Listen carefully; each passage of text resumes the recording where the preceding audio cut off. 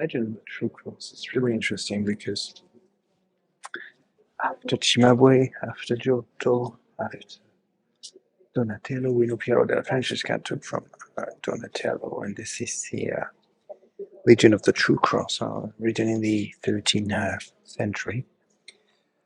Most definitely one of the absolute masterpiece of painting, and very, very lucky to be here.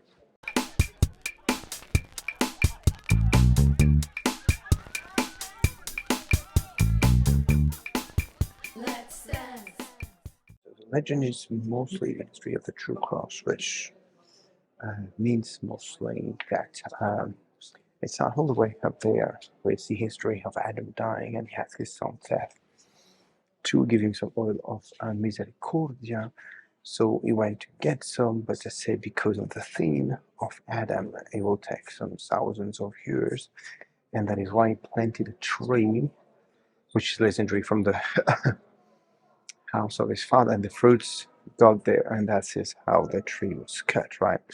Then they decided to cut the tree to make a palace, but during the building of the palace, the workers messed a little bit and decided to throw that in the river to make like kind of a bridge. And just behind me, this Queen of Thaba came and decided to pray in front of that bridge, and she realized she found the three crosses that the guy was buried with the Christ, and because one literally got a guy back to life, it became the one considered as the true cross. Then it was stolen.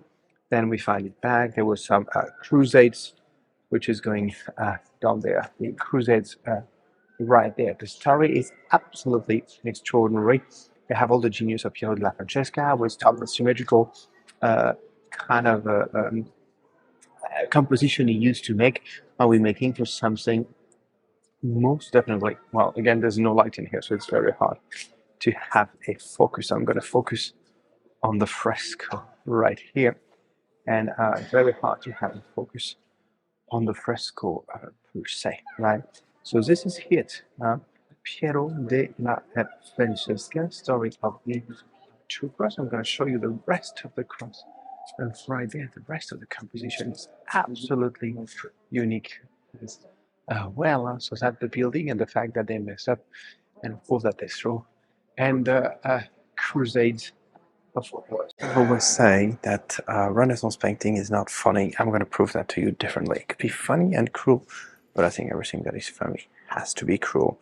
That's why if you look right here, and I'm going to put a detail of that, you got the Legend of the True Cross behind the Quattrocento by Piero della Francesca, and that on this one is the fact that there's a sense of humor. The first guy is not wearing, it's wearing kind of a loose kind of shorts, and you can see one bow, right?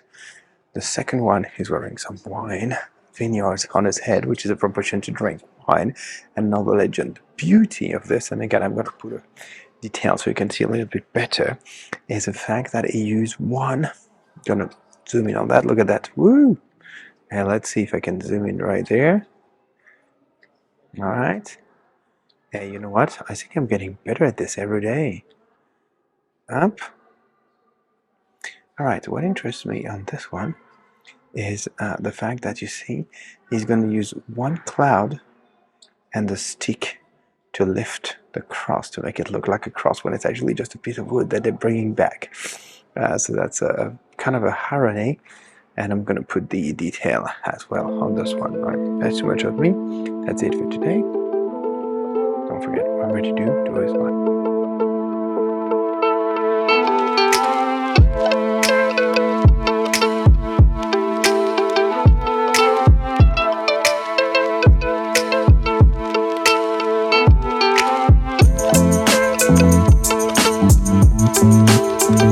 Thank you.